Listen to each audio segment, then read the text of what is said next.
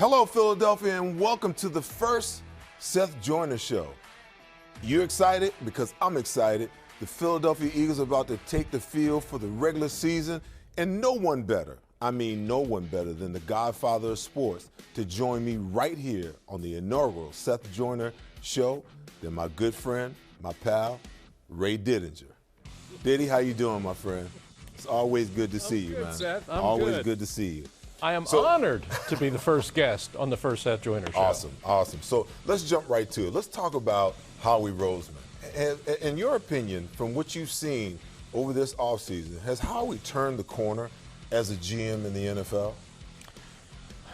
I think you could say that. When you consider the pressure that was on him, the scrutiny he was under at the end of last season, the obvious fixes that need to be made, and the way he went about it, I think this is best off season. I really do. And when you look at this team now, compared to the team that we saw in Tampa to close out last season, it's much better. It really is. They're deeper, they're faster, they're more skilled at the skill positions.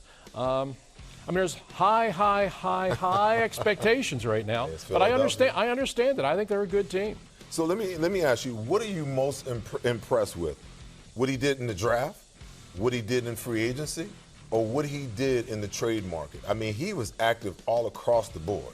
He was, and I think there are bits and pieces of all of it. If you're talking about the draft, you kind of have to factor A.J. Brown in as part of that. Even though he was a trade, he was part of that draft package. And, I think the addition of him to the offense on the other side of Devontae Smith is really going to be a great boost for the young quarterback. I think Zach Pascal's addition as a really good, disciplined route runner out of the slot is going to help the young quarterback. And I think the pickup of someone like James Bradbury to play that other corner opposite Darius Slay. I think now, this is what I'm really interested in, Seth, is I think you and I both had some questions about Jonathan Gannon last year, and I understand it. But I also understand the limitations he had in terms of personnel. Well, now a lot of those have been answered. He's got more speed on his team. He's got two balanced cornerbacks. He's got some playmaking linebackers, which he didn't have.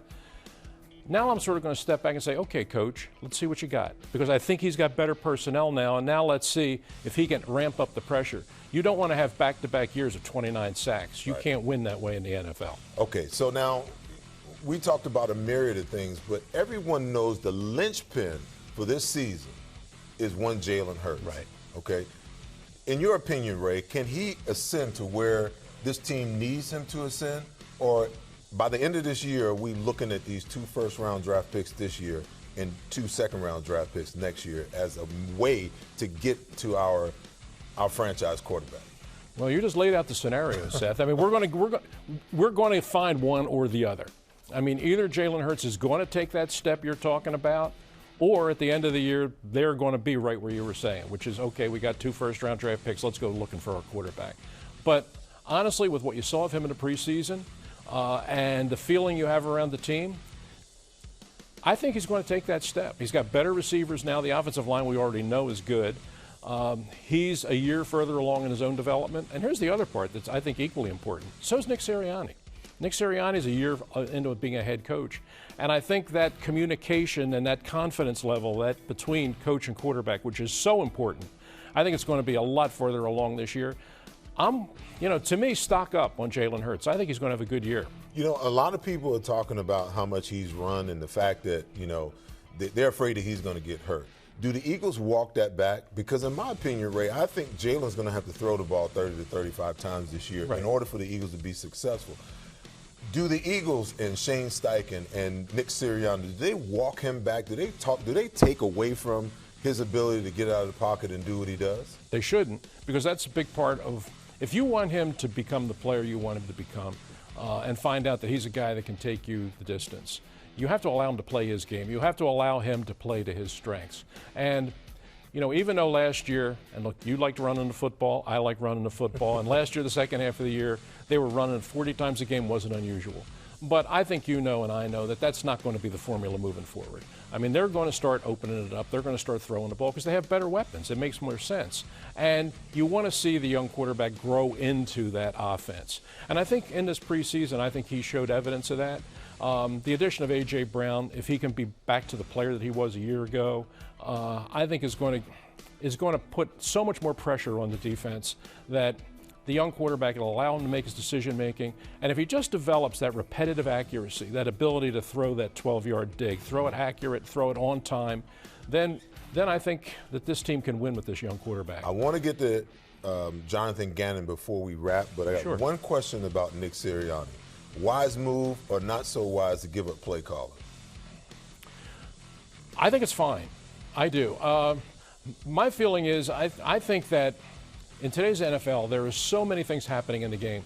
I think the head coach needs to function as the head coach. I think sometimes if he's just the offensive coordinator and play caller or the defensive coordinator and play caller, in the middle of a game, you can get tunnel vision and you just start thinking about one side of the ball and other parts of the game get away from you. I think, not to say you have to be a total CEO, but I think the coach head coach who can kind of step back, trust his coordinators and let them run the opposite sides of the ball and coach the entire game. I think you've seen even winning quarterbacks, even winning coaches, Super Bowl coaches, have taken that step back and been better for it. So the defense has gotten markedly better from a talent standpoint. Right. My biggest question about Jonathan Gannon, can he evolve from such a passive, philosophy about how he plays the game? Is it in his DNA to be a little more aggressive now that he's got much better players on the defensive side of the ball? I think this year we'll find out. This year we'll find out if Jonathan Gannon really is that guy. Because last year, I mean, he just didn't have the level of trust in his secondary that he was willing to blitz and take some of the chances and bring some of the pressures that he needed to bring. I understood that to an extent. But I think this year, clearly he has better players. And I think now, if he is a guy that's willing to bring pressure, and I think you have to bring pressure in today's NFL, you have to get more sacks, you have to force more turnovers, you have to take the ball away. It's not just about yards. Right. It's about making big plays on defense. Pressure defense is what creates that. Now this year, he's got the players to create that kind of pressure. Let's see him dial it up. Ray, my friend, it's always good to be with you. It's always, we've been doing this for a long time. Yes, it's going to feel weird on Sundays not to be with you, but it's great to have you on my first show. When we come back, Lomas Brown, former Detroit Lion offensive tackle, will join us on the other side